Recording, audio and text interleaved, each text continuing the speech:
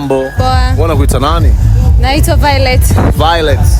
Hebu naomba niambie kitu gani ambacho umejifunza au umeki-experience kwenye show ya leo ya sogea hapa.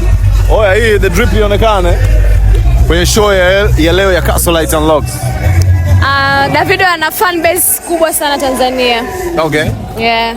Ndio kitu ambacho umekiona. Yeah. Ngoma gani Davido ambao umeenjoy nayo sana? I and with you by Davido and Omalay. Kwa nini hizo ngoma? No, I just feel them the most.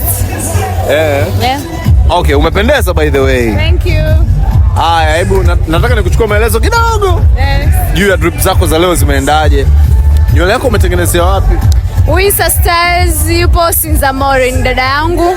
Mkamungishe. Shingapi umekutengenezea? 5,500 nywele pamoja na customization 80,000 na kubandika nywele 60,000. 60,000. Cheni? Hicho ni bei rahisi. Shingapi? 30,000. 30,000. Yes. Na hii kitop fulani hivi no? Hii closet inauza 30,000. 30,000. Yes. Hii ni pamoja ni yote hii? No. Hii leather inauzwa 40,000. 40,000. Yeah. Kiatu chini?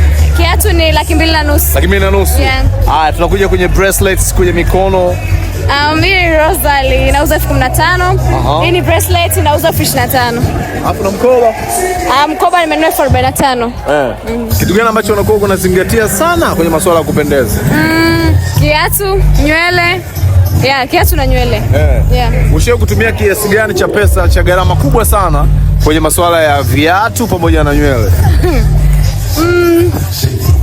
Kama nywele nimekwambia 5,000, kwa hiyo I think ni nywele. Ni nywele tu? Yeah. Okay. Thank you so much for your time. Thank you so much. Umedrip sana by the way. Thank you. Inabidi as you can see.